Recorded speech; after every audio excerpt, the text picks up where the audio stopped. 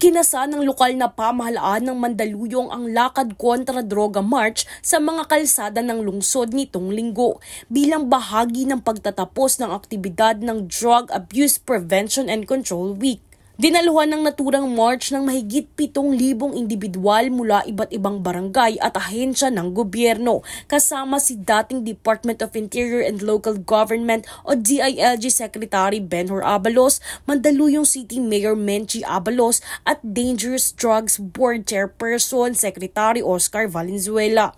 Ayon sa pinakabagong datos, nasa 80% ng mga kaso ng krimen sa lungsod ay may kinalaman sa droga.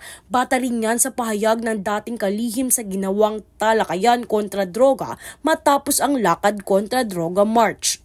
Kaano kalala ang droga?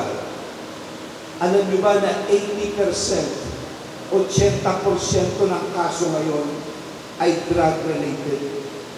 8 sa bawat 10 kaso na isang pa ngayon may kinaugnayan sa drugs. Layunin ng Lakad Kontra Droga na palakasin ang kampanya sa lungsod ng Mandaluyong kontra iligal na droga at hikayatin ang bawat Pilipino na piliin ang makiisa sa kaligtasan at kaayusan ng bawat komunidad.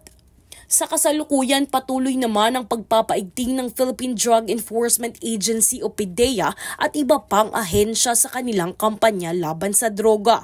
Kaugnay nito, nitong October lang ay nakapagtala na rin ng 29,771 na mga barangay na idiniklarang cleared na sa drugs sa buong bansa. Sa kabilang banda, nagbigay naman ng pahayag si dating DILG Secretary Abalos tungkol sa mga akusasyon sa Pangulong Marcos Jr. na gumagamit ng illegal na droga.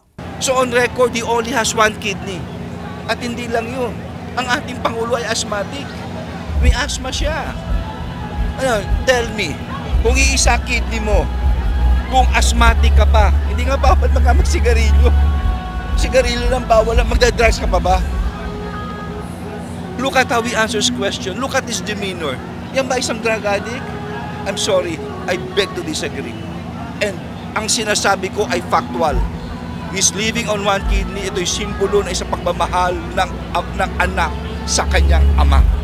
Ganyan ang ugali ng ating Pangulo.